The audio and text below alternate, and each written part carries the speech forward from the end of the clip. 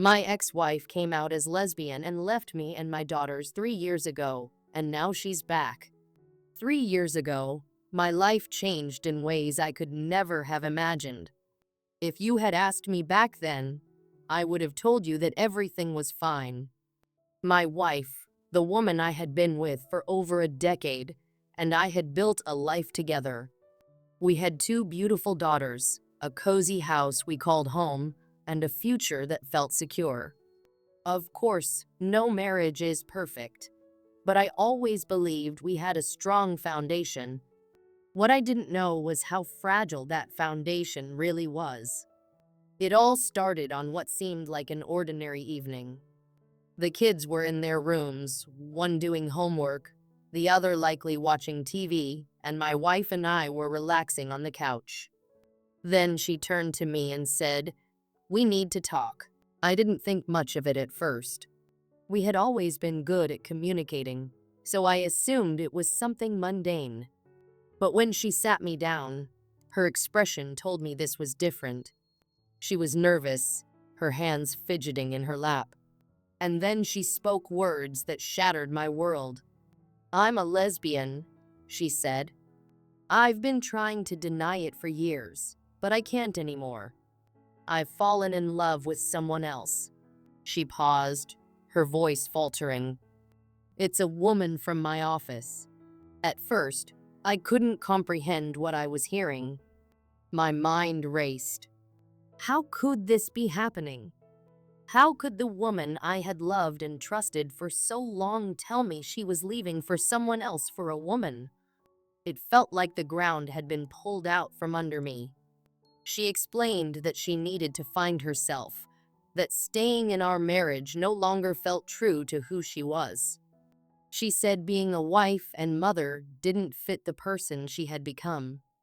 I was blindsided, angry, heartbroken. We had spent years building a life together, raising our daughters, navigating life's ups and downs, and now it was all falling apart because she wanted to find herself. Breaking the news: our daughters, Sophie and Lily, were 14 and 10 at the time. Sophie was already navigating the whirlwind of teenage life, school pressures, friendships, body image issues, while Lily was still a sweet, innocent child, too young to understand the complexities of what was about to happen. That night, my wife sat the girls down and told them everything. She apologized, said she loved them, but explained that she was leaving. She told them about the woman from her office. Sophie was hurt and confused, but I don't think she fully grasped the weight of it all. Lily, on the other hand, focused on one thing. Her mom was leaving and not coming back. It didn't make sense to her. She just wanted everything to stay the same. I watched as their little faces crumbled, as the security of their world shattered before their eyes. I tried to hold it together for them, but inside, I was falling apart. The next day, my wife packed a suitcase, took her belongings, and walked out the door. With her went my sense of security, my identity as a husband, and most devastatingly, my daughter's stability. Life as a single parent, the first few weeks after she left were a blur. I was in shock, barely functioning. Every call and text I sent her went unanswered. She completely cut us off, refusing to see the girls, refusing to give me answers. I couldn't understand how she could just walk away from everything we had built. Suddenly, I had to be everything for my daughters, both their mom and their dad. I handled the school drop-offs, the bills, the meals. I was overwhelmed and unprepared, but I didn't have a choice. The first few months were brutal. I sank into a deep depression, barely finding the strength to get out of bed. I felt like I had failed as a husband, as a father. I replayed every moment of our marriage, wondering what I could have done differently. But the truth was, nothing I did would have changed her decision. She had already made up her mind. Despite my own pain, I knew I had to keep going for my daughters. They didn't ask for this. They didn't deserve this. I forced myself to find a better paying job to make up for the lost income. Slowly, we found a routine. It wasn't perfect, but it was ours. The impact on my daughter Sophie was angry. At 14, she was old enough to understand the gravity of what had happened. She resented her mom for leaving, but at the same time, she missed her. There were nights when she cried herself to sleep, asking why her mom had abandoned her. I had no answers. Lily, only 10, struggled to make sense of it all. She would ask me, "Are you going to leave me like mom did?" Every time, it broke my heart. I promised her over and over that I would never leave, but deep down, I was terrified. If the woman I had trusted most in the world could walk away, who's to say it couldn't happen again? Despite everything, we kept moving forward. We found moments of joy, moments of peace. But the pain of her absence never really went away. It lingered, a constant reminder of what we had lost. An unexpected visit then. A few weeks ago, something happened I never thought I'd experience. It was just before Christmas. The house was filled with that chaotic holiday energy. I was sitting on the couch with Sophie, now 17, and Lily, 13, as we went over their Christmas wish lists. We were laughing, joking, enjoying the moment. Then the doorbell rang. I wasn't expecting anyone. I got up, walked to the door, and opened it. There she was, my ex-wife. After 3 years of silence, after walking out on our family, she was standing on my doorstep. For a moment, I couldn't speak. She looked different. Her hair was shorter, her face more lined, but there was something in her eyes, a hesitation, a vulnerability I hadn't seen before. I felt a surge of emotions, anger, confusion, sadness all at once. "Hi," she said, her voice barely above a whisper. "Can we talk?" I didn't know what to say. Part of me wanted to slam the door in her face. Another part of me wanted answers. After a long pause, I stepped aside and let her in, facing the past. We sat in the living room, the same room where she had once told me she was leaving. The girls stayed upstairs. I didn't want them to see her until I knew what she wanted. She told me she had made a mistake. That leaving us had been the hardest decision of her life, and not a day had gone by that she didn't regret it. She said her relationship with the woman from her office had ended over a year ago, and since then, she'd been trying to figure out how to come back. I listened in silence, my emotions swirling. Her words felt hollow, too little too late. She had left us to pick up the pieces of a life she shattered, and now she wanted to come back? It didn't feel fair. Not to me. Not to our daughters. She asked if she could see the girls. She said she wanted to make things right, to be a part of their lives again. I told her I needed time to think about it. I wasn't ready to let her back in so easily, and I didn't know how the girls would react. Moving forward since that day, I've been grappling with what to do. Part of me wants to protect my daughters from more heartbreak. They've been through enough. But another part of me wonders if letting her back into their lives might bring them some sense of closure, some healing. For now, I've decided to take it one day at a time. I've built a life for us over these past 3 years, a life where the three of us have found strength in each other. Whatever happens next, I know one thing for sure. I will always be there for my daughters, no matter what. I wasn't expecting anyone. Glancing at my daughters, still deep in their Christmas dreams, I excused myself to answer the door. When I opened it, I froze. There she was, my ex-wife, standing on the porch with a soft, expectant smile. It was as if nothing had ever happened, as if all the years of silence, pain, and separation had been erased in a single moment. She looked almost hopeful.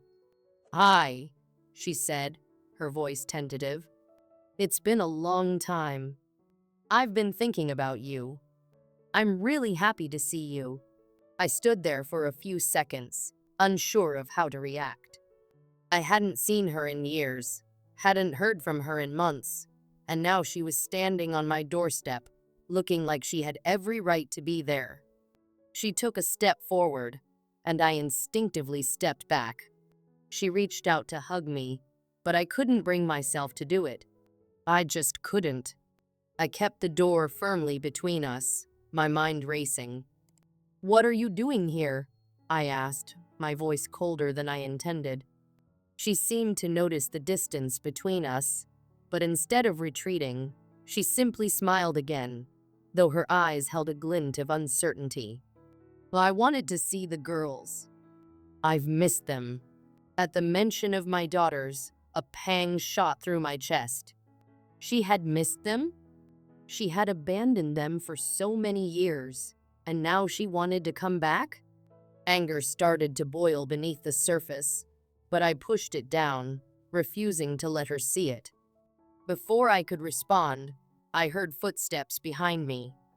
My oldest daughter had come up, curiosity evident in her eyes. When she saw her mother standing there, something in her snapped. Her face, usually calm and composed, twisted with raw fury. I had never seen her so angry. Without saying a word, she shoved past me and went right up to her mother. "I never want to see you again," she spat, her voice full of venom. "Leave us alone." Her words hit me like a punch to the gut. I watched my daughter, now grown and strong, face the woman who had abandoned her and her sister without a second thought. My heart ached for her, for the pain she carried, for the anger that had been simmering under the surface for years. My youngest daughter, who had been in her room, came rushing down at the sound of the confrontation. When she saw her mother standing there, she froze for a second, then her face hardened. She didn't say anything. She just turned and walked away, heading straight to her room. My oldest followed her, and I knew they both needed space. I stood in the doorway, unsure of what to do. My ex-wife was still standing there, her face a mixture of hurt and confusion. "I know this is hard for you all," she said softly, but her words felt hollow. "I know I've made mistakes, but I want to fix things." I didn't say anything. I didn't know how to respond. What could I say to that? After everything, after all the years of abandonment and betrayal? The conversation with my daughters later that evening. After my daughters had calmed down, I decided to talk to them about what had happened. I sat down with them in the living room, trying to ensure they felt safe and heard. I explained that their mother had come by to apologize, that she was sorry for everything she had done, and that she wanted to make amends. I didn't know if that was true. I didn't know what her intentions were, but I wanted my daughters to feel like they had a choice to decide for themselves if they wanted to see her again. My oldest daughter, her expression hardening as I spoke, shook her head firmly. "I can't forgive her," she said, her voice steady but thick with emotion. "She left us. She chose herself over us. And now she wants to come back because things aren't going the way she planned? No, Dad. We don't need her." Her words hit me like a wave of relief. It was as if all the years of doubt, of wondering whether I had been enough for them, of questioning my ability to be both mother and father, had been erased in that single moment. She had chosen me. She had chosen us. "I don't want to see her again," my youngest daughter added, her voice quieter, but just as resolute. Seeing her today just reminded me of how much she hurt us. I don't want to go through that again. I could see the hurt in her eyes, the betrayal, the confusion. It was still there, and I knew it would take a long time to heal. My ex-wife had left scars, and no apology could take those away. Not for my daughters, not for me. A second visit. The following days were filled with tension. I hoped my ex-wife would take the hint and stay away. But then, a few days later, I heard shouting outside. My heart sank as I rushed to the window and saw my oldest daughter in a heated argument with my ex-wife. My daughter was yelling, her fists clenched, her face red with anger. My ex-wife was pleading, trying to explain herself. I couldn't hear the words, but I could tell my daughter was saying everything she had held back for years. She was telling her mother about the pain, the betrayal, the loneliness. She spoke about how I had struggled after her mother left, about how I had fought my own demons while trying to be strong for them. I stayed back, not wanting to intervene. This was her moment. This was her chance to speak her truth, to say everything that had been building up inside her. I wasn't going to take that away from her. As the argument continued, I noticed my youngest daughter standing by the window, tears in her eyes. She couldn't bear to see this. She couldn't bear to see her mother, the woman who had abandoned them, standing there trying to justify her actions. I went to her, wrapping my arms around her, holding her close. She cried, and I comforted her, but I didn't stop my oldest from saying what she needed to say. She had a right to this. She had a right to speak up. After the confrontation ended, my oldest came to me, her eyes filled with tears, but also with a sense of release. "I'm glad I said it," she whispered, as if to herself. The final straw. 3 days passed after that confrontation. No word from her. No messages. No calls. I hoped it was over, that she would finally stay away. But deep down, I feared it wasn't. I couldn't shake the feeling that she would try again, and I was ready. Yesterday, my youngest came home from school visibly shaken. "She tried to talk to me," she said, her voice low. "She was waiting outside my school, trying to talk to me, trying to give me a ride home." I felt my anger flare up again. My ex-wife had no right to be anywhere near my daughters. She said she wanted to talk about how she regretted everything, how she had tried to live her life without us, but it hadn't worked, my daughter continued. I didn't want to listen. I just wanted to go home. And then, as if the words had been waiting for years to be said, my daughter asked her mother the one question that cut to the heart of it all. "If your life had worked out the way you wanted, would we have even mattered? Or were we just the backup plan?" My ex-wife didn't answer. She couldn't.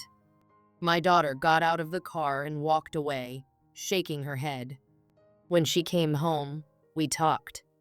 She told me everything, and I could see the hurt in her eyes. I knew it wasn't over for her, that the scars of the past were still fresh. But I also knew my daughter was strong, and I would always stand by her. A decision for the future. I've made my decision. I'll do whatever it takes to protect my daughters from the woman who abandoned them, from the woman who thinks she can waltz back into their lives without consequence. I'm getting a restraining order. She doesn't get another chance. She had her shot, and she blew it. My daughters don't need her. They have me, and that's enough.